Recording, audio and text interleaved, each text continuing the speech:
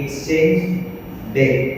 మన జీవితాలను, మన యొక్క పాపపు జీవితాలను, మన యొక్క రోగపు జీవితాలను, నరకంలో ఉండాల్సిన మనస్థానము ఒక్కసారిగా ఆయన శిలువ వేయబడటం ద్వారా ఏం జరిగింది? గొప్పగా మార్పు చెందింది. గొప్పగా అద్భుత రీతిలో, ఆశ్చర్యకర రీతిలో మార్పు చెందిపోయింది. ఇప్పుడు ఎక్స్చేంజ్ డే అంటా ఉన్నాం. ఎక్స్చేంజ్ అనే అర్థం నీ దగ్గర ఉన్నది తీసుకొనిరా, నా దగ్గర ఉన్నది కొత్తది ఇస్తాం. మీ దగ్గర ఉన్న పాత కూలర్ తీసుకొని రండి, కొత్త కూలర్ ఇస్తాం. మీ దగ్గర ఉన్న పాత ఫోన్ తీసుకొని రండి, మీకు కొత్త ఫోన్ ఇస్తాం అని చెప్పడం ఎక్స్చేంజ్ చేసుకోవడం అంటారు. అయితే big offer sale, big sale, Big Bazaar sale అని ఇలా కొన్ని పెడతా ఉంటారు. అలా పెట్టినప్పుడు మనుషులుగా, మానవులుగా మనం అందరం పరిగెత్తుకుంటూ వెళ్ళిపోతాం. బా బిగ్ సేల్ అంట, మంచిగా తక్కువ ధరకే దొరుకుతాయంట, తీసుకొచ్చుకోవచ్చంట అని. కానీ ఇక్కడ దేవుడు మనందరి కోసం ఒక బిగ్ ఆఫర్ పెట్టున్నాడు. ఈ భూ ప్రపంచంలో ఎవరు పెట్టని ఆఫర్ ఆయన పెట్టి ఉంటున్నాడు. ఆ ఆఫర్ ఏంటంటే ఎఫెసీలకు రాసిన పత్రిక 1వ అధ్యాయం 3వ వచనం చదువు. మన ప్రభువైన యేసుక్రీస్తు యొక్క స్తుతింపబడుగాక, క్రీస్తునందు పరలోక విషయములలో ఆత్మ సంబంధమైన ప్రతి ఆశీర్వాదము ఏమంట మనకు అనుగ్రహించేను. అర్థమైన వారు బిగ్గరగా చెప్పలు పడతారు. ఈ రోజు మీరు స్పందిస్తా ఉన్నారంటే మీకు వాక్యం అర్థమైతా ఉన్నట్టు, మీరు స్పందించలేదంటే మీకు వాక్యం అర్థం అన్నట్టు. పరలోక సంబంధమైన ప్రతి ఆశీర్వాదము క్రీస్తు యేసునందు ఎవరు వస్తుందంట? మనకి. హల్లెలూయా. ఈ రోజు పరలోక సంబంధమైన ప్రతి ఆశీర్వాదములు మీరు పొందుతున్నారు. ఎందుకు? ఆయన తన రక్తము ద్వారా ఆత్మ సంబంధమైన ప్రతి ఆశీర్వాదమును మీకు అనుగ్రహిస్తా ఉన్నాడు. మీరు ఒకటి తీసుకున్నాండి, నేను ఒకటి ఇస్తాను చెప్పడం ఆయన. ఉచితముగా మిమ్మల్ని నీతిమంతులుగా తీర్చి ఉన్నాను. ఎప్పుడు? జగత్ పునాది వేయబడక ముందే. క్రీస్తు ప్రేమలో నువ్వు ఎలా పిలువబడతా ఉన్నావు? నీతిమంతునిగా, నీతిమంతురాలిగా పిలువబడతా ఉన్నావు. ఇక్కడ పాపలు ఎంతమంది ఉన్నారు? సార్ మీ చేతి చూపిస్తారా? నీతిమంతులు ఎంతమంది ఉన్నారు? దీనికంటే ఒకదానికంటే ఎత్తాలిగా, 2 దానికి ఎత్తకపోతే కష్టం. మీరు అటు ఇటు కాకుండా నరకానికి పోరు, పర్వతానికి పోరు. ఈ ఆడుతారో నాకు లేదు, ఆ స్థానం లేదు బైబిల్లో. ఒకటి నీతిమంతులుగా అయినా ఉండాలా, పాపులుగా అయినా ఉండాలా. పాపులను చేద్దెత్తండి. 1 2 3 4 నీతిమంతులను చేద్దెత్తండి. 1 సూపర్ సాధారణ 2 మీరు 2 దానికి చేద్దెత్తారనుకో, మీరు ఆడిపోతారు. నాకే చెప్తున్నా, 7వ దానికి చేయగలసిందే ఈరోజు, లేదంటే నేను ముందుకు పోను. నీతిమంతులను చేద్దెత్తండి. నీ రోజు అసలు ముందుకే పోలేదు, నీ ఇష్టమని. నీతిమంతులు అన్న వాళ్ళు నీ చేతులు ఎత్తండి. సరే, మేము నీతిమంతులము కాదు, పాపము కాదు, మధ్యలో ఉన్న వాళ్ళు చేతులు ఎత్తండి. మీ చేతులు ఉన్నాయా? మేకు కొట్టిన దేవుడికి మీకు కాదు, మీకు రాసిన మేకులు దేవుడికి ఉన్నాయి. మరి మీరెందుకు చేతులు ఎత్తుకుంటున్నారు? రైట్. ఇప్పుడు మరలా అడుగుతా ఉన్నాను, మీరు ఎత్తితే ధన్యులు చెప్తా ఉన్నా, నిజంగా చెప్తా ఉన్నా. మీరు చేతి ఎత్తితే ధన్యులు. పాపులుగా ఉన్నవారు ఎంతమంది? మీ చేతి ఎత్తండి. 1 2 3 4 5 6 7 8 9. ఓకే. నీతిమంతులుగా ఉన్నవారు చేతి ఎత్తండి. నీతిమంతుల చేతులు దేవుడు దీనికి ఆశీర్వదించుగాక. అసలు ఏమీ కావాలని కూర్చున్నాము, అసలు చేతి ఎత్తకుండా అలా గొడ్రాయి ఉన్నట్టుగా అలా దిట్టగా కూర్చున్నారే, వాళ్ళు ఏమీ కాదు. అసలు వాళ్ళు దేవుడికి సంబంధమే కాదు. దేవుడికి సంబంధించిన వారు 1 పాపులైనా అయినారు, 2 నీతిమంతులైనా. అయితే ఇప్పుడు మొదటగా పాపులు అన్న వాళ్ళు కొంతమంది చేతులు. ఓకే, మనము పాపులమై ఉంటే యేసుక్రీస్తు ప్రభువు ఇప్పుడు ఏం చేయాలా? ఏం చేయాలి చెప్పండి? రక్తం కాచాలి. రక్తాన్ని కాచాలి అంటే 2000 సంవత్సరాల క్రితం కాచిన రక్తం ఏమైపోయినట్టు? వ్యర్థం అయిపోయినట్టు. యేసుక్రీస్తు ప్రభువు రక్తము కాచడానికి గల కారణం ఏంటి? పాపములో ఉన్న నిన్ను నన్ను నీతిమంతునిగా చేయడానికి, పరిశుద్ధత లేని నీ నా జీవితము పరిశుద్ధముగా మార్చడానికి. అంటే ఇప్పుడు ఏ విధంలో పడతా ఉన్నాము? పాపిగానా నీతిమంతులుగా? నీతిమంతులుగా. ఇక్కడ ఉన్న మీరందరూ నీతిమంతులే. హల్లెలూయా. బాగుంటుందా? ఇక్కడ ఉన్న మీరందరూ నీతిమంతులే. అసలు సిటీలో అయితే వాడి కేర్ వేసేవాళ్ళు, గంతులు వేసేవాళ్ళు. ఈ వాక్యాన్ని నీతిమంతులుగా ఎలా పిలువబడతా ఉన్నారంట? ఉచితముగా. ఉచితముగా. మీరు ఏ విధంగా చెల్లించలేదో, ఇదిగో అయ్యా నేను ఇస్తాను, నీకు బంగారు ఇస్తాను, నన్ను నీతిమంతునిగా చేయాలని ఎప్పుడు ప్రార్థించలా. అయ్యా అదిగో నా బంగారు ఇస్తాను, నా రుణాన్ని అమ్మి నీకు ఇస్తాను, నీ బాధలు చేత పెడతాను, నా పాపాలు కడిగిపోయాను ఎప్పుడు ప్రార్థించలా. ఉచితముగా నీతిమంతులుగా తీర్చిదిద్దాడు. కొట్టు గట్టిగా చెప్పండి. ఉచితముగా. దేవునికి ఎంత గొప్ప దేవుడు! నీ దగ్గర నుంచి ఏం ఆశించకుండా తన ప్రాణాన్ని బలిగా అర్పించేశాడు. తన ప్రాణాన్ని బలిగా అర్పించడానికి గల 2 కారణాలు ఉన్నాయి, ముఖ్యమైనవి. చాలా మందికి ఒక కారణం తెలుసు. ఆ ఒక కారణం ఏంటి?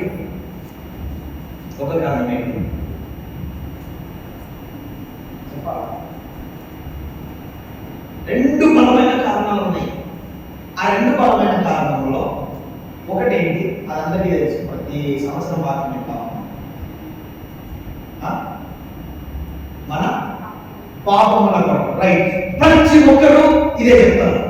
మన పాపముల నిమిత్తం యేసుక్రీస్తు ప్రభువారు సిలువ వేయబడ్డారు. ఇంకా చెప్పాలంటే నా రోగం తీసేయడానికి, నా దారిద్ర్యం తీసేయడానికి, నన్ను పరలోకం చేయడానికి యేసుక్రీస్తు ప్రభువారు సిలువ వేయబడ్డారు. ఈరోజు నేను వాక్యంలో నుంచే, లేఖనంలో నుంచి మీకు చూపిస్తాను. యేసుక్రీస్తు ప్రభువారు ఎందుకు సిలువ వేయబడ్డారంటే, ఓకే, ఫస్ట్ రీజన్ 100,000% కరెక్ట్. మన పాపముల నిమిత్తమై ఆయన పాపిగా ఎంచబడ్డాడు. మనల్ని పరిశుద్ధులుగా చేయడానికి ఆయన సిలువ ఎక్కాడు. మన చేతుల్లో చేసిన పాపాలకై ఆయన మేకులు కొట్టించుకున్నాడు. ఇప్పుడు ఇక్కడ ఉన్న మనం అందరం వారు నీతిమంతులు. ఇది గుర్తుపెట్టుకోండి.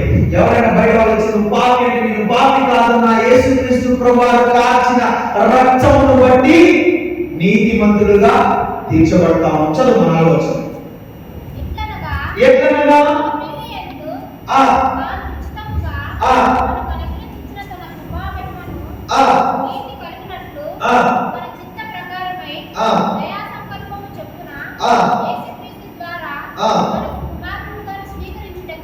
తన చిత్త ప్రకారమైన దయా సంకల్పము చొప్పున యేసుక్రీస్తు ద్వారా తనకు కుమారుడుగా స్వీకరించుటకై మనలను ముందుగా తన కోసం నిర్ణయించుకొని మనము తన ఎదుట పరిశుద్ధులను నిర్దోషములై ఉండవలనని జగత్ పునాది వేయబడక మునుపే ప్రేమ చేత హల్లెలూయా హల్లెలూయా జగత్ పునాది వేయబడక మునుపే నీవు పాపిగా ఉండకూడదని పరిశుద్ధుడిగా చేశాడంట, నీతిమంతుడిగా చేశాడంట, ఆయన నీతి మనలో పెట్టాడంట. కానీ ఎందుకు సంఘం అధికారం వాడలేకపోతా ఉంది? ఎందుకు తన నీతిని చూపించలేకపోతా ఉంది? ఎందుకు ఆయన చెప్పినట్టుగా రోగుల మీద చేతులిచ్చినప్పుడు వాళ్ళు స్వస్థత పొందుతారన్న వాగ్దానం ఎందుకు సంఘములో నెరవేరలేకపోతా ఉందంటే, సంఘము ఎక్కడ ఉందంటే ఆయన నీతిమంతులుగా చేసిన, పరిశుద్ధులుగా చేసిన సంఘము మాత్రము ధర్మశాస్త్రం కింద ఉంది. ధర్మశాస్త్రం నెరవేర్చబడిందా లేదా? ధర్మశాస్త్రము కొట్టివేయబడిందా, నెరవేర్చబడిందా? ధర్మశాస్త్రం నెరవేర్చబడింది. ధర్మశాస్త్రం వ్యర్థమైందా? కాలేదు. కానీ అలాగే దేవుడు ధర్మశాస్త్రం కింద ఉండమన్నాడా? ఉండమనలేదు. ఈరోజు అమ్మగారు మాకు చెప్తా మనకున్నది 6 10 కాదు, ఏమని చెప్తుంది? 7. యాక్చువల్గా ధర్మశాస్త్రంలో మనకి ఎన్ని ఆజ్ఞలు కనబడతాయి? 10 ఆజ్ఞలు కనబడతాయి. ఆ 10 ఆజ్ఞలను మనం పాటిస్తున్నామా? పాటించలేదు. అలా ఆజ్ఞలను పాటించకపోతే మనకేమొస్తుంది? ధర్మశాస్త్రం ప్రకారం మరణం వస్తుంది. మన నోరు మూయవేయబడతాయి. ఎవరు కూడా బలిపీఠం యొద్దకు ధైర్యముగా వెళ్ళలేరు. వెళ్ళినా కూడా కాలిపోతారు. ఎప్పుడు? ధర్మశాస్త్రం. యేసుక్రీస్తు ప్రభువు సిలువ వేయబడడానికి గల ముఖ్య కారణం ఒకటి ఉంది. అదే ధర్మశాస్త్రమును నెరవేర్చుటకు.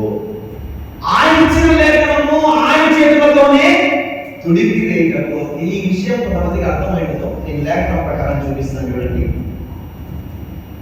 రోమిలకు 5:3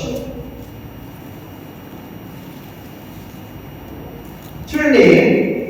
పౌలు భక్తుడు అంటా ఉంటాడు, నేను నా శ్రమలలో ఏం చేస్తానంట? ఆయన శ్రమలలో ఆనందిస్తాడంట.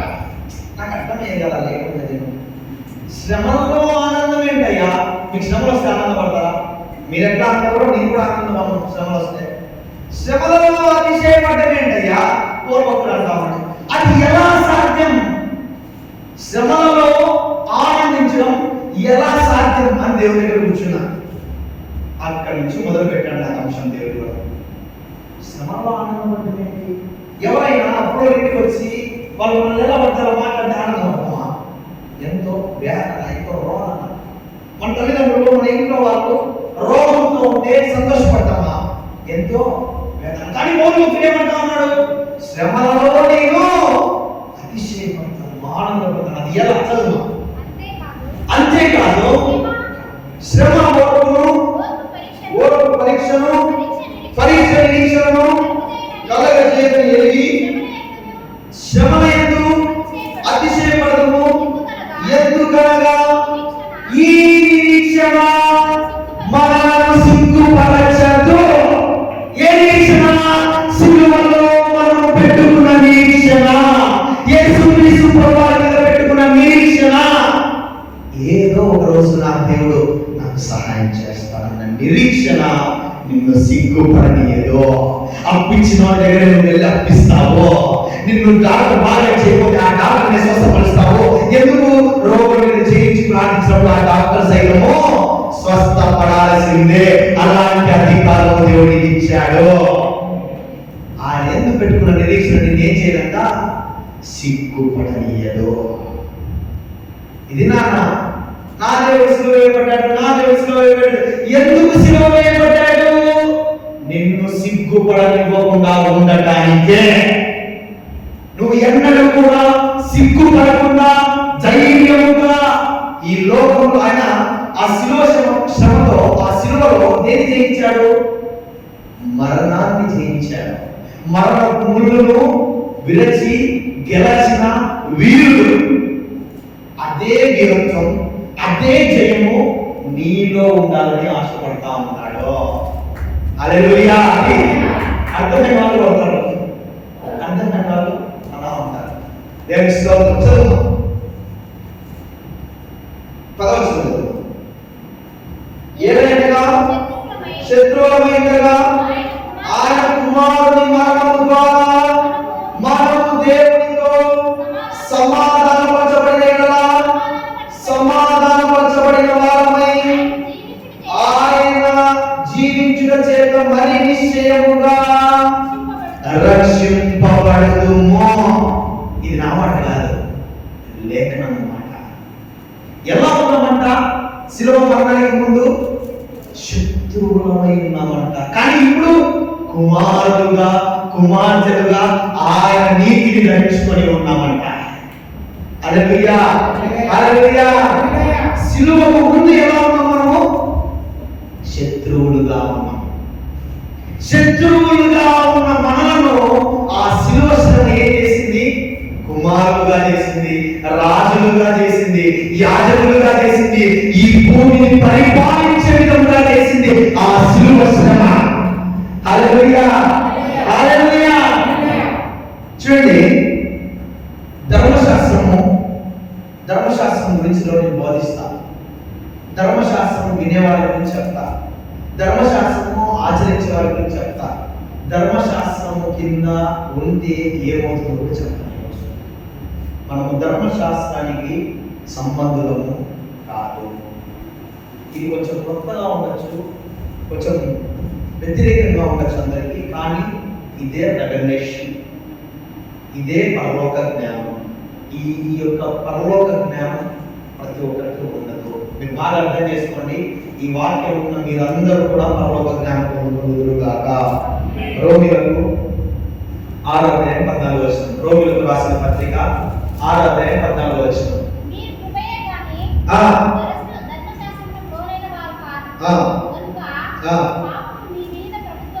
చూడండి, ఇది నా మాట కాదు, దేవుని లేఖన భాగం నుంచి మీకు స్పష్టంగా చూపిస్తా ఉన్నాను. చదువు మరోసారి.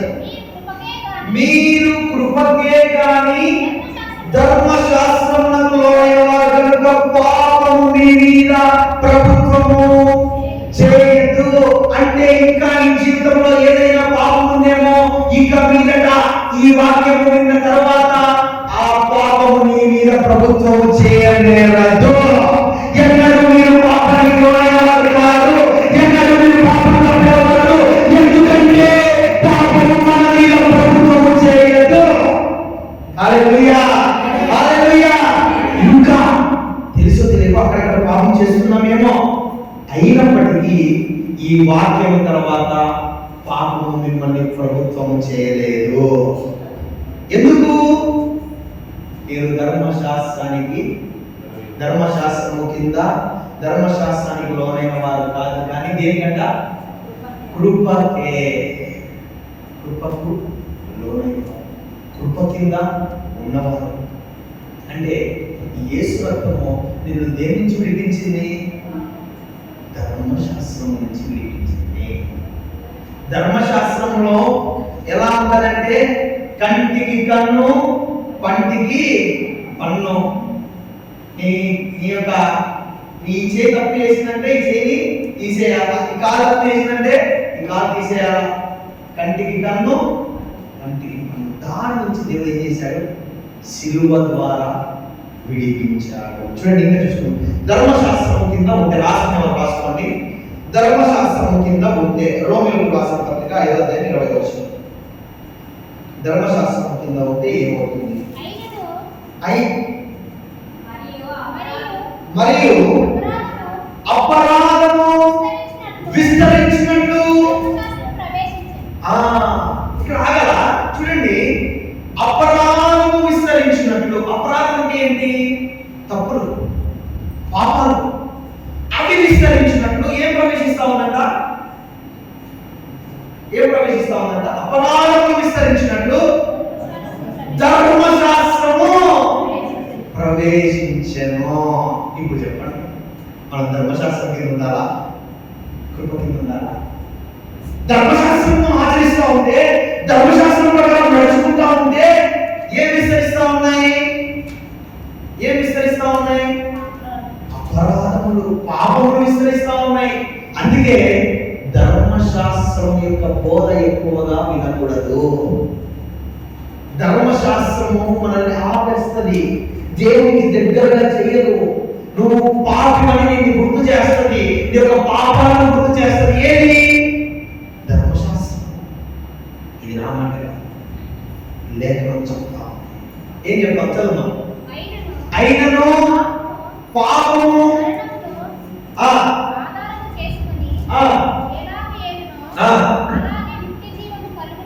కాదు, అదే ఒకసారి చదువు ఒకసారి. మరియు అపరాధము విస్తరించినట్లు ధర్మశాస్త్రం ప్రవేశించెను. అపరాధము విస్తరించినట్లు ధర్మశాస్త్రం ప్రవేశించెను. ఆ ధర్మశాస్త్రం ఎవరికి ఇచ్చింది? ధర్మశాస్త్రం రాయించింది ఎవరు? ధర్మశాస్త్రం రాయించింది ఎవరు? దేవుడే. ఇచ్చింది ఎవరు? దేవుడే. బైబిల్ గ్రంథాన్ని కొత్త నిబంధన పాత నిబంధన అందించింది ఎవరు? దేవుడే. మరి దేవుడే ఎందుకు లాగా ఉన్నాడు? అపరాధం విస్తరించినట్టు ధర్మశాస్త్రం ప్రవేశిస్తాం. ఎందుకంటా ఉన్నాడు? చూసుకుంది చివరిలో చెప్తా ఎందుకు అన్నాడు దేవుడు. రోమిలకు రాసిన పత్రిక 3:18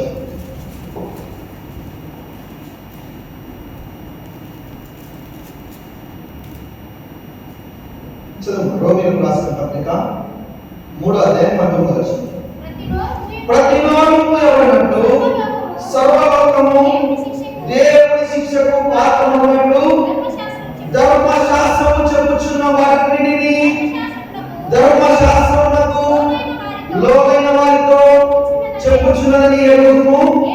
ఏదైనా ధర్మశాస్త్ర సంబంధమైన క్రియాములముగా ఏ మనుషుడు ఆయన దృష్టికి నీతిమంతుడని తీర్చబడడు.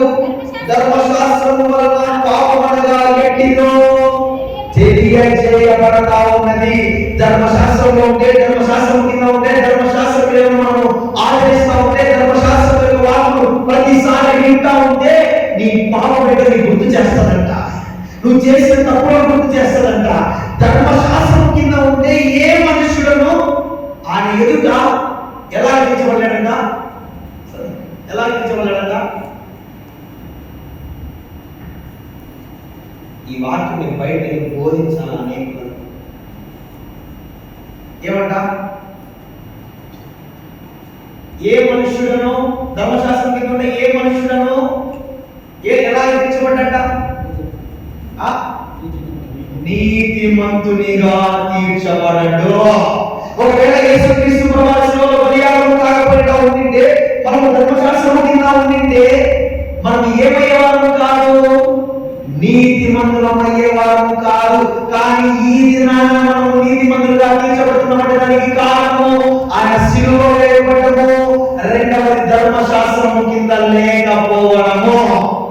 హల్లెలూయా, హల్లెలూయా. పాపము మనల్ని ఎట్టి పరిస్థితుల్లో ఏం చేయాలంట? ప్రభుత్వము చేయదంట. ఇప్పుడు మనల్ని పరిపాలిస్తున్న ప్రభుత్వం ఏంటి? టీడీపీ గవర్నమెంట్ మనల్ని పరిపాలిస్తాం. వాళ్ళు ఏం చెప్తే అదే జరుగుతుంది. పాపం మనల్ని పరిపాలిస్తే పాపాలు చేసుకుంటూ వెళ్ళిపోతారు. అదే నీతి మనల్ని పరిపాలిస్తే నువ్వు ఈ దేశంలోనే నీతిమంతులుగా తీర్చబడతావు. ఎందుకంటే నీతి నిన్ను పరిపాలిస్తా ఉన్నది. నీతిమంతుడైన యేసు రక్తము నీ మీద ఉన్నది. నీతిమంతుడైన యేసు రక్తము నీ మీద ముద్రవేయబడింది. నువ్వు ఒక నీ మీద ప్రభుత్వము చేయడం లేదు. చూడమా, ఇక్కడ చూడండి, ఇది రాసుకుని చాలా ఇంపార్టెంట్ టాపిక్ నేను చెప్తా ఉన్నాను.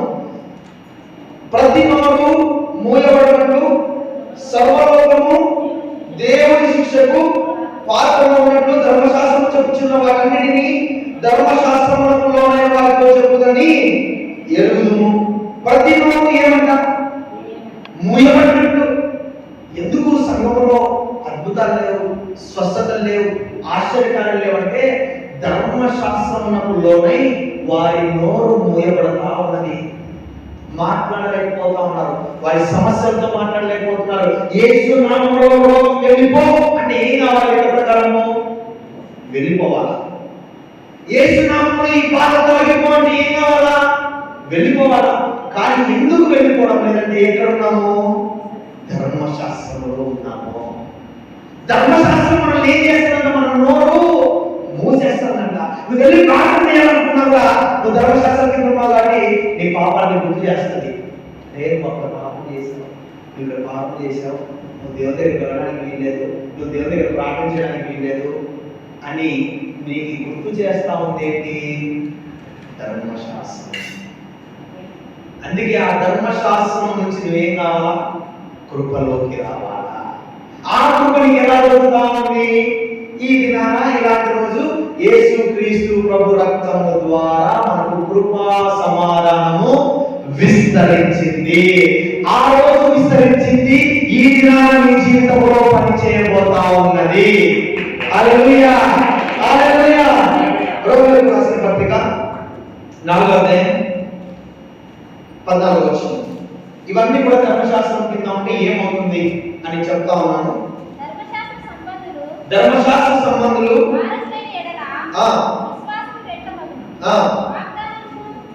ధర్మశాస్త్రము లేని అన్యజనులు 14వ వచనం. రోమీయులకు రాసిన పత్రిక 4వ అధ్యాయం 14వ వచనం.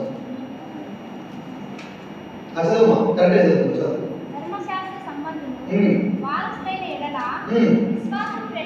ధర్మశాస్త్ర సంబంధులు వారసులైన యెడల విశ్వాసము వ్యర్థమగును, వాగ్దానము నిరార్థకమగును.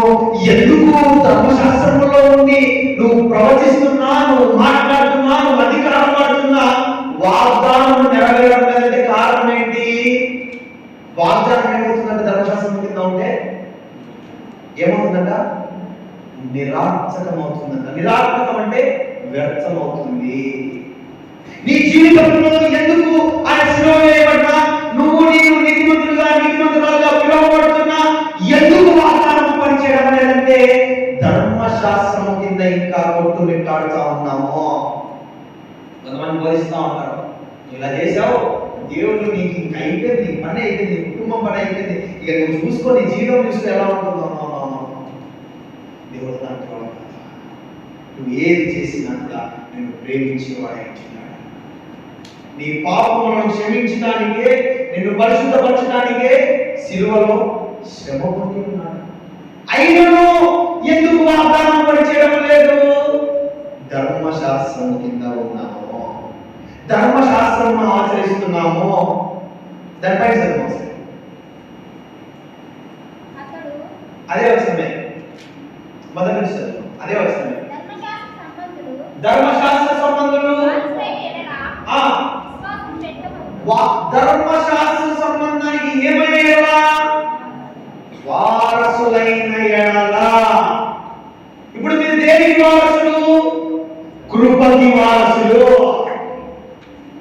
ధర్మశాస్త్రానికి వారసులైతే ఏమవుతుందంట? విశ్వాసము వ్యర్థమవుతుందంట. అప్పుడు ధర్మశాస్త్రం కింద ఉన్న గుమ్మడి కాయన విశ్వాసం, నా విశ్వాసం ఏమైపోతా ఉంది? వ్యర్థమైపోతా ఉంది. కానీ కృప కింద ఉండి ఆవగించంత విశ్వాసం ఉన్న ఏం జరుగుతా ఉంది? జీవితంలో గొప్ప అద్భుతం జరుగుతా ఉంది. ధర్మశాస్త్రం కింద ఉన్న వారి రోజందరూ కూడా కృప కిందికి వచ్చుదురుగాక.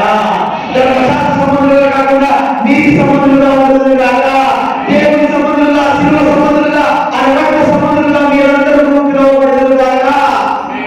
చూడండి, విశ్వాసము ఎందుకు వ్యర్థమవుతా ఉందంటే, ఇన్ని సంవత్సరాలుగా నేను మందిరానికి వస్తున్నానయ్యా, ఇన్ని సంవత్సరాలుగా నేను ప్రార్థన చేస్తున్నానయ్యా, ఇన్ని సంవత్సరాలుగా నేను వాక్యం ధ్యానిస్తున్నానయ్యా, కానీ నా జీవితంలో మార్పు లేదు. ఎందుకు?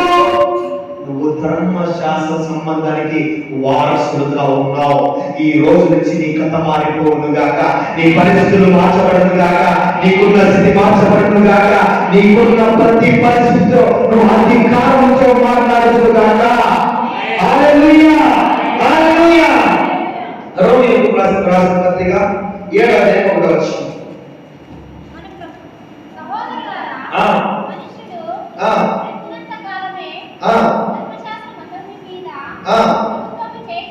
సమాధాన మనుషులు బ్రతికినంత కాలమే ధర్మశాస్త్రం అతని మీద ప్రభుత్వము చేర్చునని తెలియదా? ధర్మశాస్త్రము ఎరిగిన మీతో మాట్లాడుతున్నాను. 5వ వచనం చదువు, 4వ వచనం చదువు. కాబట్టి సహోదరులారా, మనము దేవుని కొరకు ఫలము ఫలించినట్లు మృతులలో నుండి లేపబడిన క్రీస్తు అని వేరొకరిని చేయటకై మీరును ఆయన శరీరము ద్వారా ధర్మశాస్త్ర విషయమై మృతులైనారు.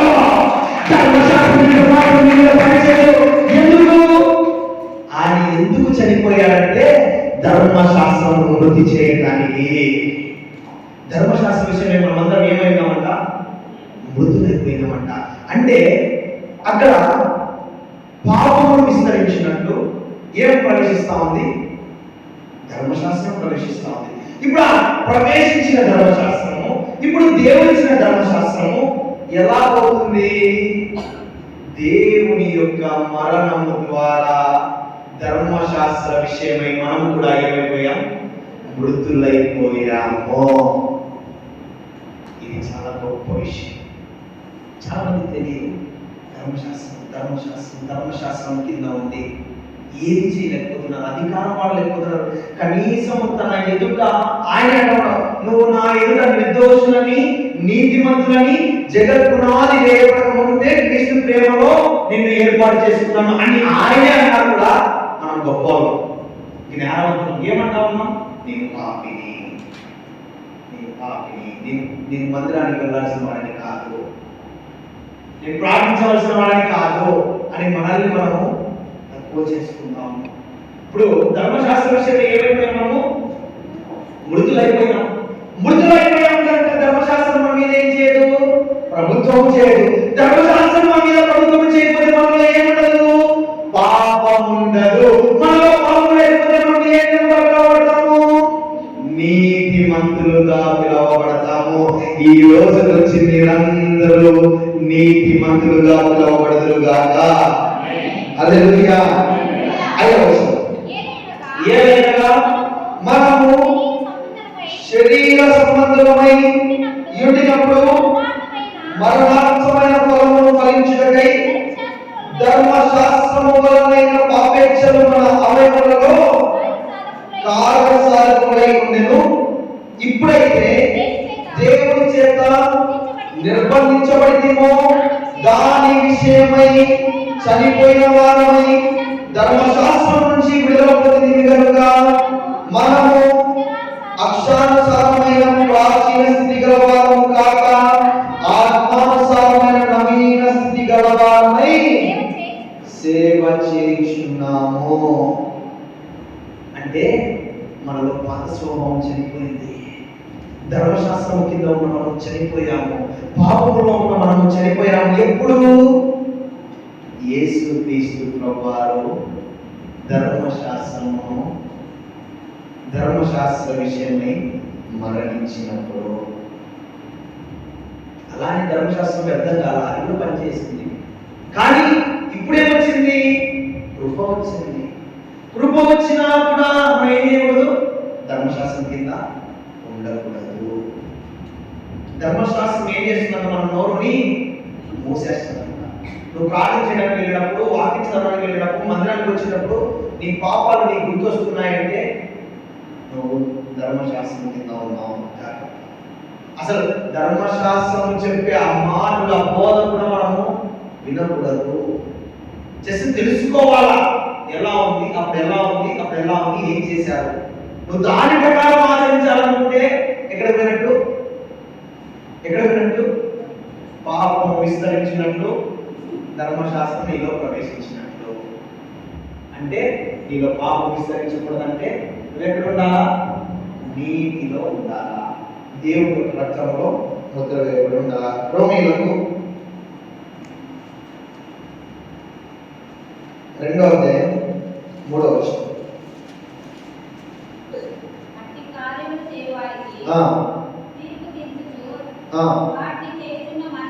రోమీయులకు రాసిన పత్రిక 2వ అధ్యాయం 14వ వచనం.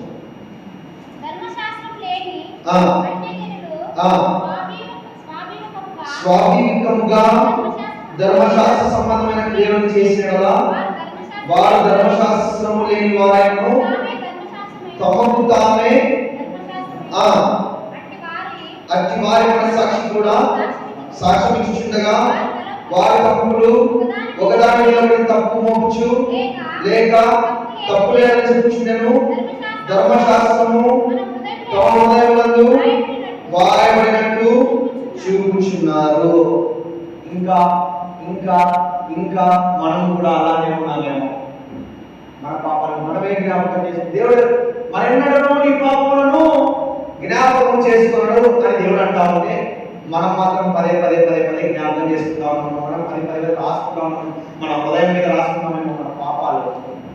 దేవుడు ఒకసారి అయ్యా నన్ను క్షమించేయ అంటే ఆయన మన తప్పులన్నింటినీ కూడా వీటి మీద వేసుకుంటాడు. బికాస్ ఆఫ్ ఎన్నడూ చూడకుండా ఉండటానికి. సిలువ మాను మీద ఎందుకు వెళ్ళాడంటే నీ పాపములన్నీ ఆ యొక్క దేవుని మీద వేసుకోవడానికి. నువ్వు ధర్మశాస్త్రం కింద ఉండకూడదు, నువ్వు ధర్మశాస్త్రం కింద ఉంటే ఈ అధికారం నీకు రాదు అని నిన్ను విడిపించడానికి. చూడండి, రోమిలకు 7:5. రోమిలకు రాసిన పత్రిక 7:5. ఏదైనా మనము శరీర సంబంధంలో ఉండినప్పుడు మరణార్థమైన ఫలమును ఫలించుటకై ధర్మశాస్త్రము వలన పాపేచ్ఛలు మన అవయములలో కార్యసాధకమై ఉండెను. అంటే మనం పాపేచ్ఛలు చేయడానికి ధర్మశాస్త్రము మన శరీరంలో ఎలా ఉన్నాయంట? అవయవములై ఉన్నాయంట. అంటే ఈ చెయ్యి, ఈ కాలు, ఈ కళ్ళు, ఈ చెవులు, ఈ నోరు, ఇవన్నీ కూడా ఎలా ఉన్నాయంట? ఎలా ఉన్నాయంట? అవయవములై ఉన్నాయంట. దేని చేయడానికి? పాపం చేయడానికి. ఎవరికి వర్తిస్తుంది? ఎవరికి వర్తిస్తుంది? ధర్మశాస్త్రము ఆచరించుకోవాలి. ధర్మశాస్త్రము మన యొక్క దేహంలో మనం దాన్ని ఆచరిస్తూ ఉంటే, మనం దాన్ని పాటిస్తూ ఉంటే ఎలా ఉన్నట్టంట? మన యొక్క దేహంలో అది ఒక పార్ట్ లాగా ఉండిపోతుందంట. పాపం అనే ఒక పార్ట్ లాగా ఉండిపోతుందంట. నా మాట కదా, దేవుని మాట చూడండి, స్పష్టంగా ఉంది. పాపేచ్ఛలు మన అవయవములలో కార్యసాధకములై ఉండెను. పాపేచ్ఛలు కార్యసాధకములై ఉంటాయంట. ఎప్పుడు? ధర్మశాస్త్రములకు లోనై ఉన్నప్పుడు. ఇప్పుడు ధర్మశాస్త్రం కింద ఉండాలా, ఉండకూడదా? ఉండకూడదు. క్లారిటీయా? అందరికీ అర్థమైందా? ధర్మశాస్త్రం కింద ఉండకూడదు. ధర్మశాస్త్రం నెరవేర్చబడింది. మనం పాపమునకు దాసులుగా పిలువబడలేదు, కానీ నీతిమంతులుగా, రాజులుగా, యాజకులుగా ఉండడానికి పిలువబడి ఉన్నాం. క్లియర్ ఇంతవరకు. ఇప్పుడు ధర్మశాస్త్రం కింద ఉంటే ఏమవుతుందో రాసుకున్నాం. కృప కింద ఉంటే ఏమవుతుంది? కృప కింద ఉంటే ఏమవుతుంది? ఇంతవరకు ధర్మశాస్త్రం కింద ఏమేం జరుగుతుందో చూసాం. నోరు మూయబడతాయి, మన పాపాలను జ్ఞాపకం చేస్తుంది, దేవుని దగ్గర ఉండనివ్వదు, నీతిమంతులుగా చూడనివ్వదు. కానీ కృప కింద ఉంటే ఏం జరుగుతుంది చూడండి. రోమిలకు రాసిన పత్రిక 3:20.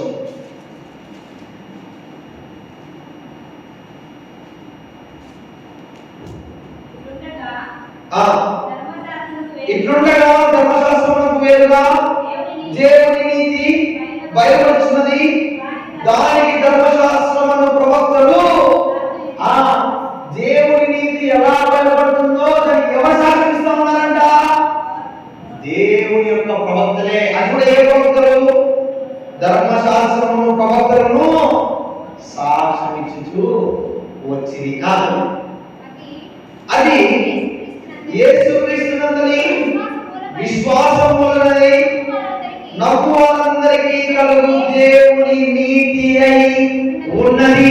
ఈ దినాన నువ్వు నేను ఇక్కడ కూర్చున్న మనమందరం కూడా వచ్చామంటే దానికి కారణం ఏంటి?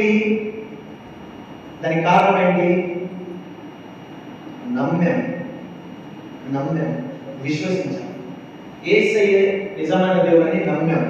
యేసయ్య నా కోసం శిలువలో బలియాగం అయిపోయాడని నమ్మాం. నమ్మిన ప్రతి వానికి ఏం జరుగుతూ ఉందంట? విశ్వాసం ఇచ్చిన ప్రతి వానికి, నమ్మిన ప్రతి వానికి చదువు అదే వచనమే. యేసుక్రీస్తునందలి విశ్వాసము నమ్మువారందరికీ నమ్మువారందరికీ ఏమైందంట? కొట్టు గట్టిగా చెప్పండి. నమ్మిన ప్రతి వారికి దేవుని నీతి అయి ఉన్నది. అంటే నువ్వు నమ్మొచ్చావు. ఒకవేళ నీకు పాపం ఉన్నా కూడా నువ్వు నమ్మావు కనుక నీకు ఏం పని చేస్తుంది? నీతి పని చేస్తుంది. ఆయన రక్తం పని చేస్తుంది. ఎందుకు? నమ్మిన ప్రతి వానికే నేను అంటా ఉన్నాడు. దొంగకి ఎక్కడ పరలోకం దక్కింది? ఎక్కడ దక్కింది?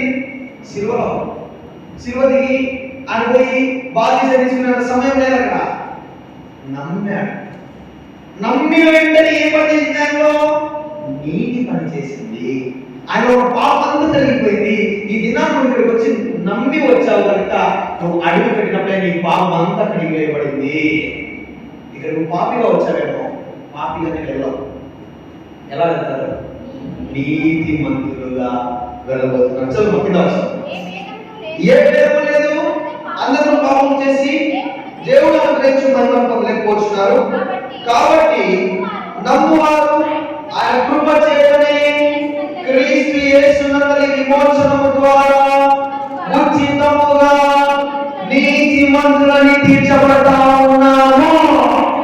ఉచితముగా నువ్వు ఏం చేయకుండా ఎలా తీర్చబడతావు అన్నమాట? నీతిమంతులుగా. ఈ నీతిమంతులు అనే మాట మనం అలా చదివేస్తున్నాం కానీ అంత ఈజీగా ఏది ఆశించకుండా ఉచితంగా, కంప్లీట్లీ ఫ్రీ. కానీ ఇక్కడ బాధాకరమైన విషయం ఏంటంటే ఆ చీర ఇస్తామంటే పరిగెత్తుకుంటూ పోతారు. కానీ నేను ఉచితముగా కృప ద్వారా నిన్ను నీతిమంతులుగా చేస్తాను రాయ్యా, రండి నా దగ్గరికి అంటే రాదు. ఎందుకు? సిలువను గూర్చిన వార్త నశించుచున్న వారికి వెర్రితనము, రక్షించబడుతున్న మనకు దేవుని శక్తి అయి ఉన్నది. ఆ శక్తిని ఈ రోజు మీరందరూ రుచి చూచుదురుగాక. ఆమేన్. చదువు. పూర్వము చేయబడిన పాపములు దేవుడు తన ఓరిని వలన ఉపేక్షించినందున ఆయన తన నీతిని కనపరచవలెనని క్రీస్తు యేసు రక్తమునందలి విశ్వాసము ద్వారా ఆయనను కరుణాదానంగా బయలుపరచెను. దేవుడి పడి కాలమందు తన నీతిని కనపరచు నిమిత్తము తాను నీతిమంతులను యేసునందలి విశ్వాసము గల వానిని నీతిమంతునిగా తీర్చబడటకై యుట్టుటకు ఆయన అలాగు చేసెను. ఉచితముగా నిన్ను నన్ను నీతిమంతులుగా చేయడానికి ఆయన ఎలా చేశాడు? అలా చేశాడు. అలా ఎలా చేశాడు? ఏం చేశాడు? సిలువలో కొట్టాడు, ముళ్ళ కిరీటము ధరించుకున్నాడు, మేకులతో కొట్టించుకున్నాడు. ఎందుకు? విశ్వాసం మూలముగా. నువ్వు జస్ట్ నా కోసం ఆయన తన ప్రాణాన్ని బలిగా అర్పించాడు, నా కోసం తన రక్తాన్ని చిందించాడు, నా కోసం మరణించాడని నమ్మి విశ్వసిస్తే చాలు. నువ్వు ఏమైపోతావా? నీతిమంతునిగా, నీతిమంతురాలిగా తీర్చబడతావు. ఈ రోజు నుంచి నీతి మిమ్మల్ని పరిపాలించునుగాక.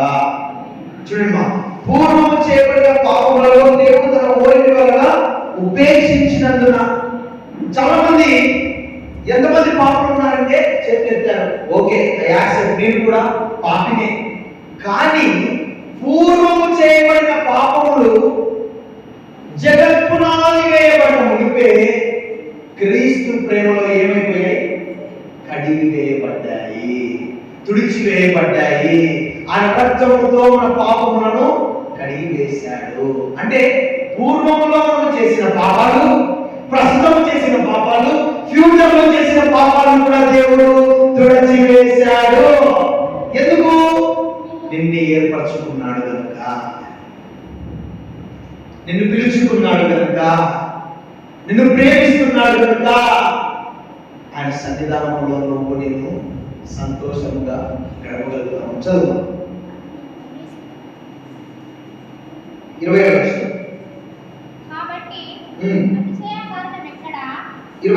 కాబట్టి నమ్మువారు ఆయన కృప చేతనే క్రీస్తు యేసునందలి విమోచనము ద్వారా ఉచితముగా నీతిమంతులుగా తీర్చబడుచున్నారు.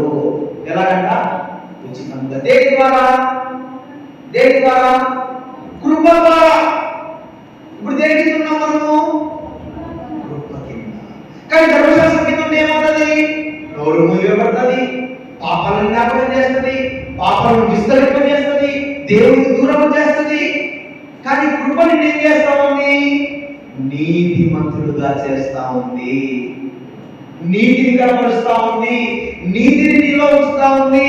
అందుకే ఈ రోజు నుంచి నేను మనమందరము కూడా క్రీస్తు రక్తము ద్వారా ముద్ర వేయబడదుము గాక. రోమిలకు రాసిన పత్రిక 4:16.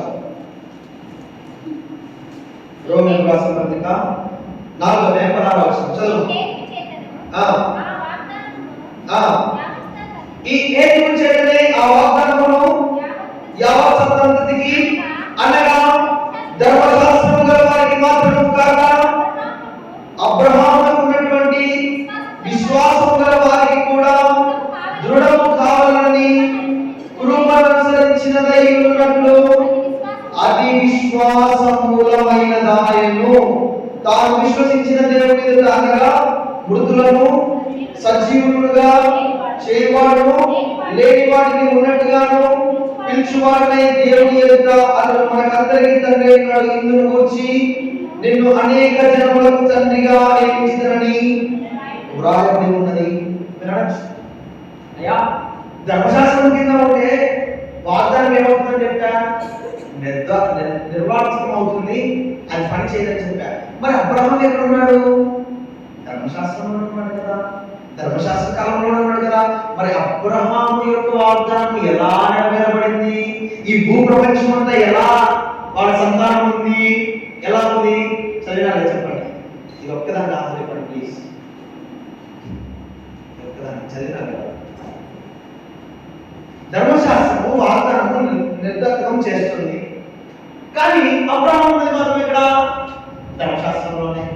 కానీ ఏ మూలముగా ఆశపడి చెప్పేసా, ఏ మూలముగా వాగ్దానం నెరవేరబడింది?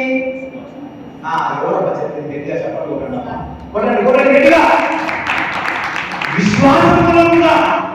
అంటే నువ్వు ధర్మశాస్త్రంలో కూడా ఉన్నా కూడా, ఒకవేళ వింటున్నా కూడా, నేను ఏం పని చేయాలా? విశ్వాసము. ఈ విశ్వాసం ఏం చేస్తుందంటే వాగ్దానం నెరవేరేటట్టుగా చేస్తుంది. ఇప్పుడు గుడ్ ఫ్రైడే వస్తాను. కొలస్సీలకు రాసిన పత్రిక 2:16. ఒకటే రెండు చెప్తుంది. కొలస్సీలకు రాసిన పత్రిక 2:16. మరియు అపరాధం వలన శరీరమందు సున్నతి పొందక ఇండు వలన మీరు మృతులై ఉండగా దేవుడు వ్రాతపూర్వకమైన ఆజ్ఞల వలన మన మీద రుణముగాను మనకు విరోధముగా నుండిన పత్రములను మేకులతో సిలువకు కొట్టి దారి చేవాలను తుడిచివేసి మనకు అడ్డము లేకుండా దాన్ని ఎత్తివేసి మన అపరాధములన్నింటినీ క్షమించెను. హల్లెలూయా. ధర్మశాస్త్రం ఎవరొచ్చింది? యేసుక్రీస్తు వచ్చింది. ఇప్పుడు ఆ ధర్మశాస్త్రం మనకి ఎలా ఉంది? దేవునికి మనకు అడ్డంగా ఉంది. నా మాట కాదు, తప్పగా వేసిందండి. దేవుని యొక్క లేఖనం చూపిస్తా ఉన్నాను. అది ఇప్పుడు మనకి ఎలా ఉంది? ఆడిచ్చిన మొత్తమే ఎలా ఉంది? మనకు అడ్డముగా ఉంది. దేవుని యొక్క సన్నిధానంలోకి రానివ్వకుండా ఉంది. యేసుక్రీస్తు వారు బిగ్గరగా కేక వేసి అరచి మరణించినప్పుడు ఏం జరిగింది? ముఖ్య ప్రాముఖ్యమైన విషయము ఎవరైనా చెప్తారా? ఏం జరిగింది? గట్టిగా చెప్పండి ఒకసారి. కొట్టాలా? దేవాలయ తెర చినిగిపోయింది పై నుంచి కింద వరకు. ఎందుకు దేవాలయం తెర చినిగిపోయిందంటే, ఏ ఒక్క బిడ్డకు ఆలయంలోనికి రావడానికి, నా మందిరంలోనికి రావడానికి, నేను వారిలో నివసించడానికి అడ్డము ఉండకూడదు అని దేవాలయం తెర చినిగిపోయింది పై నుంచి కింద వరకు. కానీ యేసుక్రీస్తు ప్రభువు శిలువ వేయబడకపోతే ఏమడ్డముగా ఉంది? తాను వ్రాతపూర్వకముగా, దేవుడు వ్రాతపూర్వకమైన ఆజ్ఞల వలన మన మీద రుణముగా, మనకు విరోధముగా ఉండిన పత్రము. ఇప్పుడు విరోధంగా ఏ పత్రం ఉంది? ధర్మశాస్త్రం. నోరు మూసి చేస్తా ఉంది. ఇప్పుడు ఆ పత్రాన్ని దేవుడు ఏం చేస్తా ఉన్నాడంట? మేకులతో సిలువకు కొట్టి. ఎందుకురా మీ దేవుడికి మేకులతో సిలువకుంటారంటే మనందరికి వచ్చేది ఒకటే డైలాగ్. నేను నా చేతులు చేసిన పాపానికి ఆయన చేతులకు మీరు మరి ఏంటంటారు? ఇదేంటి? ఆయనే ఇచ్చిన పత్రమును, ఆ పత్రమును ఏం చేయడానికి? నీతిమంతులైన మన జీవితాల్లో ఉండకుండా తుడిపి వేయడానికి తన రక్తముతో మేకలను కొట్టించుకుని ఆ రక్తముతో ఆయన ఇచ్చిన ధర్మశాస్త్రమును తుడిపేశాడు. నీ నా జీవితంలో లేకుండా ఏం చేశాడంటే చదవండి. నేను చెప్తే బాగుంటుంది, మీరు చదవాలి. ఏం చేశాడంటే నీకు నాకు అడ్డం లేకుండా దాన్ని, మనకు అడ్డం లేకుండా దానికి ఏం చేశాడంట? ఎత్తివేశాడు. ధర్మశాస్త్రం ఏం చేశాడు? నీకు నాకు అడ్డం లేకుండా ఎత్తేశాడంట. ఇంకా నేను ధర్మశాస్త్రం కిందే ఉంటా, ఇంకా నేను పాపిగానే ఉంటా, ఇంకా నేను పాపంలోనే ఉంటా, నేను ఇట్లానే జీవిస్తా, నేను ఆజ్ఞలు పాటిస్తా అనుకుంటే నీ కర్మ. దేవుడు నీకు నాకు అడ్డం లేకుండా నువ్వు పాపం కాదా, నువ్వు నీతిమంతుడివి, నువ్వు నీతిగా ఉండాలా, అధికారం వాడాలా, ప్రతి ఇచ్చిన వాగ్దానము నువ్వు స్వసంధించుకోవాలా, ఇచ్చిన వాగ్దానాన్ని నువ్వు నెరవేర్చుకోవాలా, నీ రోగం మీద నువ్వు అధికారం వాడాలా, నీ బాధల మీద నువ్వు అధికారం వాడాలని దేవుడు నీకు అధికారం ఇస్తే, లేదు లేదు లేదు నేను అధికారం వాడాలని ఇంకా నువ్వు ధర్మశాస్త్రానికి లోనవుతే నిన్నెవరు మార్చలేదు. దేవుడు శిలువను ఎందుకు ఎక్కాడు? ఎందుకు ఎక్కాడు? నీ యొక్క నువ్వు దారిద్ర్యతలో ఉండకూడదని ఆయన ఏం చేశాడు? ఆయన దారిద్ర్యతను అనుభవించాడు. మిమ్ములను ధనవంతులుగా చేయుటకు నేను దరిద్రుడనయ్యాను. ఎవరి ధనవంతులుగా చేయడానికి? మనల్ని ధనవంతులుగా చేయడానికి ఆయన దారిద్రుడయ్యాడు. ఎందుకు దారిద్రుడయ్యాడు? మనం చదువుకున్నాం. మనం ఇది ఇక్కడే ఉండండి, ఈ ఒకరు ఇక్కడే ఉండండి. కొలసీల దగ్గరే మనం చదువుకున్నాం కదా. రోమిలకు రాసిన పత్రిక, ఎఫెసీయులకు రాసిన పత్రిక 1:3 ఒకరు కొలసీలలో ఉండండి. మన ప్రభువైన యేసుక్రీస్తు యొక్క ఆయన క్రీస్తునందు పరలోక విషయములలో ఆత్మ సంబంధమైన ప్రతి ఆశీర్వాదమును ఎందుకు ఆయన దారిద్ర్యంటే పరలోక సంబంధమైన ప్రతి ఆశీర్వాదము నీకు నాకు అనుగ్రహించడానికి, నువ్వు రోగంలో ఉండాలని, నువ్వు బాధలో ఉండాలని, దుఃఖంలో ఉండాలని, వేదనలో ఉండాలని ఆయన చిత్తము కాదు. ప్రతి పరలోకమైన ఆశీర్వాదము నువ్వు పొందుకోవాలన్నదే ఆయన ఆశ. ఉద్యోగంలో బాధపడుతున్నావేమో, నువ్వే అనేకులకు ఉద్యోగం ఇచ్చే స్థాయిలోకి వెళ్ళిపోతావు. అప్పుడు బాధపడతావేమో, నువ్వే అనేకులకు ఇచ్చే స్థాయిలోకి వెళ్ళిపోతావు. ఎందుకు? పరలోక సంబంధమైన ఆశీర్వాదం పొందుకుంటావు కనుక. మొదట రాజ్యం నీతిని వెంబడించుడి, మిగతావన్నీ వారంతగా నిన్ను వెంబడిస్తాయి. కానీ మనం మాత్రం దేన్ని వెంబడిస్తా ఉన్నాం? ధర్మశాస్త్రం వెంబడిస్తా ఉన్నాం, పాపాన్ని వెంబడిస్తా ఉన్నాం. అయ్యో ఏం దేవుళ్ళయ్యా, నా పరిస్థితి మనకు దేవుడు ఏమంటున్నాడు?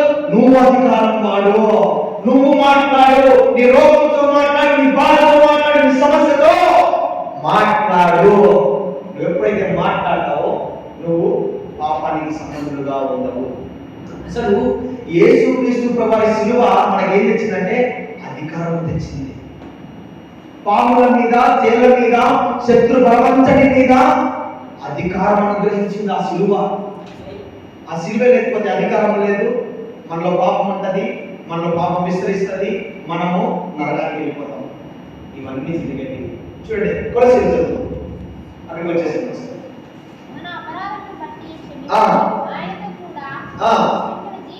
దేవుడు రాతపూర్వకమైన ఆజ్ఞల వలన మన మీద రుణంగాను మనకు విరోధంగా ఉండిన పత్రమున మేకులకు సిలువను కొట్టి దాని మీద చేయవాలను రచివేసి. పదార్థం ఇచ్చాడు, దేవుడే ఇచ్చాడు. ధర్మశాస్త్రం ఇచ్చాడు, దేవుడే ఇచ్చాడు. అంటే ఇప్పుడు శాసనం చేసిన వాడే శాసనాన్ని ఏం చేయాలా? రూపు మార్చాలా. శాసనం చేసిన ఆయనే ధర్మశాస్త్రం పాటించాలా, పరాజ్ఞలు పాటించాలా, కంటికి కందు పట్టికి పట్టని పెట్టింది ఆయనే. ఇప్పుడు దాన్ని ఆయన ఏం చేయాలా? తుడిచివేయాలా. ఎలా తుడిచివేయాలా? శిలువపై మేకులతో కొట్టి ఇచ్చిన ధర్మశాస్త్ర పత్రమును తుడిచివేశాడు. చదువు మనకి. మన గడ్డము లేకుండా దాన్ని ఎత్తివేసి మన అపరాధములన్నిటినీ క్షమించి. అంటే ఆ ధర్మశాస్త్రం కింద ఉన్నప్పుడు మనం ఏమేమి అపరాధం చేస్తున్నామో, ప్రజెంట్ ఏ అపరాధం చేస్తా ఉన్నామో, ఫ్యూచర్ లో ఏ అపరాధం చేయబోతున్నామో వాటన్నింటికి దేవుడు వెల చెల్లించేశాడు. అంటే క్రీస్తు రక్తంలో కడిగి వేశాడు. తెలుసు తప్పు చేసామనుకో దేవుడి దగ్గర కాకుండా ఆగిపోవద్దు. ఎందుకు? ఆల్రెడీ నీ కోసము వెల చెల్లించేశాడు, బిల్లు కట్టేశాడు. కాబట్టి మనం దేవునికి దూరంగా ఉండటానికి మీరు తినవసరం ముగించుకున్నాం. తినవసరం ఆయనతో కూడా మిమ్మల్ని జీవింపజేసాను.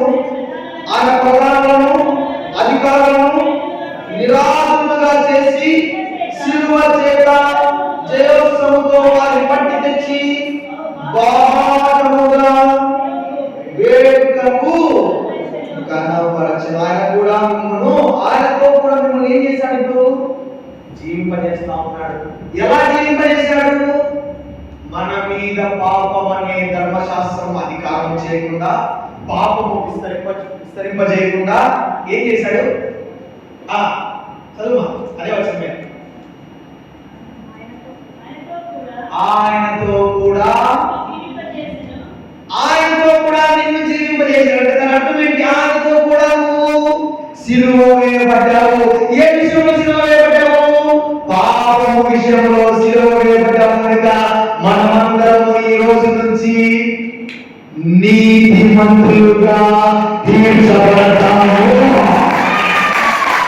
నీతిమంతులు ఈ భూమిని ఏం చేస్తారంట? స్వతంత్రించుకుంటారు. అంటే ఈ భూమి మీద సమస్తము పైన అధికారం ఎవరికి ఉంది? మనకు ఉంది.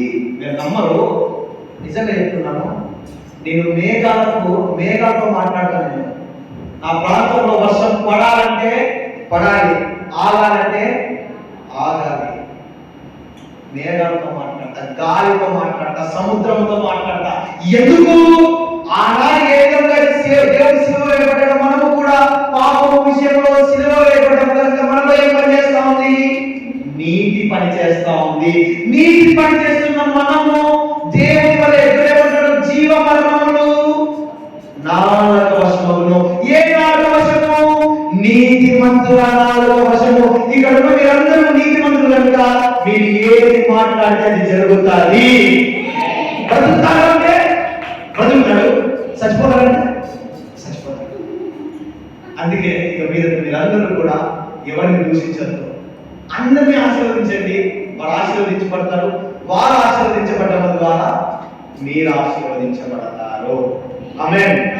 దేవుడు మాకు దీవించి ఆశీర్వదించిన గాక. ఒక పాట పాడుకున్నాం. ఈ పాట ఆ వాక్యానికి సంబంధించినది. ఈ పాట బాగా అర్థం చేసుకోనండి. ఈ పాట అర్థం చేసుకుంటే మీకు నేను చెప్పిన వాక్యం ఈజీగా అర్థమైపోతుంది.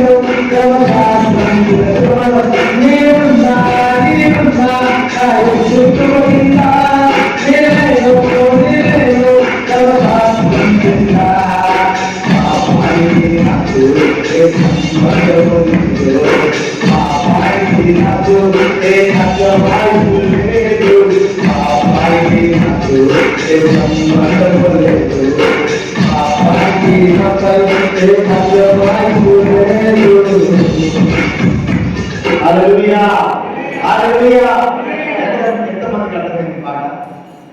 పాపానికి మనకు ఏ సంబంధం లేదు, పాపానికి మన పైన ఎలాంటి అధికారం లేదు, పాపం మన మీద ఎలాంటి అజమాయిషు చేయకూడదు. కృపని పాపం చేయొచ్చా? చేయకూడదు. కృపని నీతిని విడిచిపెట్టచ్చా? విడిచిపెట్టకూడదు. ఇది ఎందుకు చెప్తున్నానంటే సంఘం, నేటి సంఘాల్లో ఈ వాక్యం చాలా అవసరం. నేను అధికారం వాడే సేవకులు ఎక్కడైనా ఉన్నారా ఇలాంటి అధికారం వాడే సేవకులను చూస్తే మొత్తం మొబైల్ అంతా వెతికితే ఒక నైజీరియాలో దొరుకుతారు. ఇక్కడ నైజీరియాలో వాళ్ళు ఎలాంటి అధికారం అంటే చనిపోయిన వాళ్ళని సైతం లేకుంటే వెళ్ళిపోతారు. అలాంటి అధికారం కూడా మన ఏపీ తెలంగాణలో అలాంటి నైజీరియా లాంటి విశ్వాసం ఉన్న సేవకులు కనపడరు. కానీ ఇక్కడ ఎక్కడా లేదేమో. సిద్ధగుడిపల్లి సంఘం నుంచి ఆరంభమవును గాక, మీలోనే నైజీరియా లాంటి సేవకులు లేచుదురు గాక ప్రార్థిస్తున్నాం. మిక్కిలిగా ప్రేమిస్తున్న మా ప్రియ పరలోకపు తండ్రి, మీ ఘనమైన అద్భుతమైన ఆశ్చర్యకరమైన నామమునకు స్తోత్రాలు అయ్యా. అద్భుత రీతిలో, ఆశ్చర్యకర రీతిలో వాక్యము ద్వారా మాట్లాడావు. ధర్మశాస్త్రం ఏం చేస్తుందో తెలియజేశావు, కృప ఏం చేస్తుందో తెలియజేశావు. ఇదిగో ఇంకా నేను పాపంలో ఉన్నాము, పాపంలోనే ఉన్నాము, పాపంతో సహవాసం చేస్తున్నాము అనుకుంటున్నారేమో. నజరేయుడైన యేసు నామములో ఈ వాక్యము అవల్లో ఫలింపజేసి అభివృద్ధి పరిచి అనేకులకు బోధించే కృపను విషయముగా దయచేయమని ప్రార్థిస్తున్నాను. ఇదిగో తండ్రి, మేము ధర్మశాస్త్రము కింద లేము కానీ కృప కింద ఉన్నాము, పాపము కింద లేము కానీ నీతి కింద ఉన్నాము. ఇదిగో తండ్రి, పరిశుద్ధతలో ఉన్నామయ్యా. నువ్వు సిలువ వేయబడితే మమ్మల్ని పరిశుద్ధతలో నడిపించడానికి నువ్వు సిలువ వేయబడ్డావు కనుక నీ బిడ్డలు ఇక మీదట ఈ రోజు నుంచి నీతిమంతులుగా, పరిశుద్ధులుగా, అనేకులుగా నీ ఎదుట నిబ్బరము కలిగి భయము లేకుండా నిలబడుకొని ఉంటున్నాగాక. దేవానికి స్తోత్రాలయ్యా. ఈ వాక్యము ఫలింపజేసి అభివృద్ధి పరచి నీ బిడ్డల జీవితాల్లో విస్తరింపచేయమని చేయవలసిన ప్రతి బిడ్డను బట్టి మీకు కోట్లాది కోట్ల స్తుతులు స్తోత్రాలు చెల్లిస్తూ మా ప్రభువు రక్షకుడైన అందరి తలల మీద చేసుకోండి. మీ తలల మీద చేసుకోండి. లార్డ్ ఫాదర్, నువ్వు నాకు ఇచ్చిన అధికారం నేను వాడుతున్నానయ్యా. మా ప్రభువు రక్షకుడైన యేసుక్రీస్తు అధికారం కలిగిన నామములో ఇప్పుడే నీ బిడ్డలందరికీ కృపను నేను పలుకుతున్నాను, నీతిని నేను పలుకుతున్నాను. ఇప్పుడే ధర్మశాస్త్రం నుంచి విడుదల పొంది కృప అనే నీ రక్తము కిందికి వచ్చునుగా కనిపిస్తున్నాను అయ్యా. ఇక మీదట దారిద్ర్యం, పాపము వీళ్ళని ప్రభుత్వం చేయడానికి వీల్లేదు. చేతులు వేసుకున్న ప్రతి ఒక్కరిని నీతి పరిపాలించునుగాక, జీవ కిరీటం వచ్చునుగాక, నీతిగా, నీతిమంతులుగా, సజీవముగా ఇదిగో నిన్ను ఆరాధించే కృపను ఇప్పుడు దయచేయమని ప్రతి విధమైన మరణకరమైన రోగం మీద నేను అధికారం వాడుతున్నాను. నీవిచ్చిన ఈ అధికారం ద్వారా ప్రతి విధమైన బాధ, వేడి, వ్యాధి, దుఃఖము విడిపించినందుకు మీకు స్తోత్రాలు చెల్లిస్తూ యేసు నామమున ప్రార్థిస్తున్నాము తండ్రి. అందరికీ వందనాలు.